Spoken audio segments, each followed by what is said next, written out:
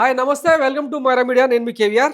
రెండు తెలుగు రాష్ట్రాలతో పాటు దేశం మొత్తం పుష్ప మేనియాతో పుష్ప ఫీవర్తో ఊగిపోయిన సంగతి తెలిసిందే కదా. దాని నుంచి కోలుకోక ముందే అల్లు అర్జున్ నిన్న పీకేతో కలిశాడని చెప్పి ఒక దిక్కుమాలిన ఛానల్, ఒక రండ ఛానల్ ఆర్టీవీ అనే ఒక ఛానల్లో పెద్ద న్యూస్ ఐటమ్ వచ్చింది. అందులో నిజాలు ఏందనేది పక్కన పెడితే పీకే అనేటోడు ఒక పెద్ద పొలిటికల్ బేహారీ, వాడి ట్రెండ్ టైం అయిపోయిన సంగతి తెలిసిందే. అట్లాంటి వాడితోన కన్సల్ట్ అయిన పుష్ప రాబోయే రోజుల్లో ఆంధ్రప్రదేశ్లో పార్టీ పెట్టేందుకు, రాజకీయాల్లో అడుగు పెట్టేందుకు ఇప్పటి నుంచే కసరత్తు చేస్తున్నాడని చెప్పి ఒక కథనాన్ని అల్లి రాష్ట్రం మీద వదిలిరనమాట. దీనికి ఈ పొలిటికల్ బేహార్ ఇచ్చిన సలహా ఏంటంటే, ఒక 10 ఏళ్ల పాటు స్వచ్ఛంద సేవా కార్యక్రమాల్లో విస్తృతంగా పాల్గొంటే అప్పుడు జనాల్లో మంచి మైలేజ్ వస్తుంది, ఆ తర్వాత నువ్వేం చేసినా చెల్లుబాటు అవుతుందని చెప్పి ఒక సలహా ఇచ్చినట్టు. ఇదంతా ఒక రబ్బీస్ థింగ్ లాగా మాలాంటి జర్నలిస్టులకు అయితే అనిపించిందిలే. కానీ సరే, దీని సంగతి పక్కన పెడితే వాస్తవానికి అంటే పీకే అంటేనే ఒక సెల్ఫ్ మార్కెటింగ్ ఏజెండా ఉంటుంది అనమాట మనోడికి. ఇప్పుడు బీహార్లో చూసినాం కదా, తన పార్టీ తరఫున జన్ సూరజ్ అనే ఏదో దిక్మాల పార్టీ పెట్టిండు. ఎవ్వడు గెలవాలి, కనీసం డిపాజిట్లు కూడా రాలే. అదేదో సామాజిక చెప్తారు కదా, కోచ్లు ఆడతారు, ఆట నేర్పిస్తారు కానీ ఆడరు అని.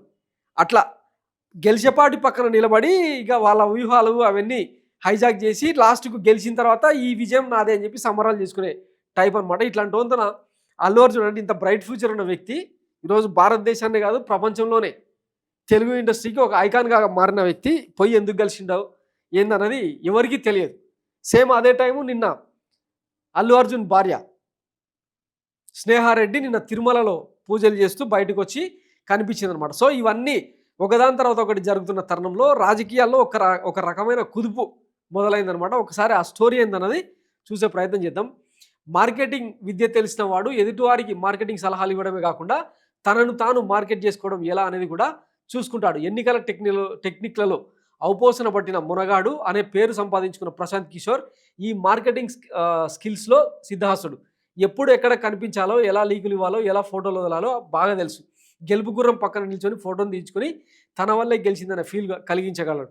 ఈ మధ్య ప్రశాంత్ కిషోర్ పేరు అంతగా వార్తల్లోకి రాలేదు. పైగా శకునం చెప్పిన బల్లి కుడితిలో పడినట్టు బీహార్లో పోటీ చేసిన అతగాడు అభ్యర్థులు దారుణంగా ఓడిపోయారు. ప్రస్తుతం ప్రశాంత్ కిషోర్కు అంత బజ్ లేదు. అలాంటి టైంలో ఉన్నట్టుండి ఒక గాసిప్ బయటకు వచ్చింది. ప్రశాంత్ కిషోర్ బన్నీ కలిశారని, కొన్నాళ్ళు ప్రజాసేవ, ఆ తర్వాత రాజకీయాలు, అది బన్నీ టార్గెట్ అంటూ కథనాలు వండివారు చేశారు. దీంతో ఇది పూర్తిగా అబద్ధం, ఫేక్ న్యూస్ అని బన్నీ టీం కొట్టిపాడేసింది. ఇది జరిగిన తతంగం అనమాట. కానీ కొన్ని వర్గాలు మాత్రం బన్నీని ప్రశాంత్ కిషోర్ కలిసిన విషయం వాస్తవమే, కానీ బన్నీకి రాజకీయాల ఆలోచన అస్సలు లేదని, ఇది పూర్తిగా కాకతాళీయంగా జరిగిందని వెల్లడించింది అనమాట. సో అదిగో పులి ఇదిగో తోక అంటే అదిగో పులి అనడం మన తెలుగు మీడియాకు ఉండే గజ్జి అనమాట. సో మార్కెటింగ్లో భాగంగా రకరకాలుగా కలుస్తూనే ఉంటారు, చేస్తూనే ఉంటారు. ఇవన్నీ రొటీన్గా జరిగే ప్రాసెస్. దీంట్లో ఇక రాజకీయ కోణం ఏముంది? గతంలో ఇదే అల్లు అర్జున్ నంద్యాలకు పోయి తన ఫ్రెండ్ శిల్పా రవిచంద్రారెడ్డికి మద్దతుగా ఇచ్చిన సంగతి తెలిసిందే. పాలిటిక్స్ అంటే ఇంట్రెస్ట్ లేదు, జస్ట్ ఫ్రెండ్షిప్ కారణంగా వచ్చి మద్దతు తెలిపిన, అంతే తప్పి అంతకుమించి రాజకీయాల్లో వేలు పెట్టే ఉద్దేశం లేదని బహిరంగంగా చెప్పినా కూడా ఇట్లాంటి గాసిప్స్ ఆగవు.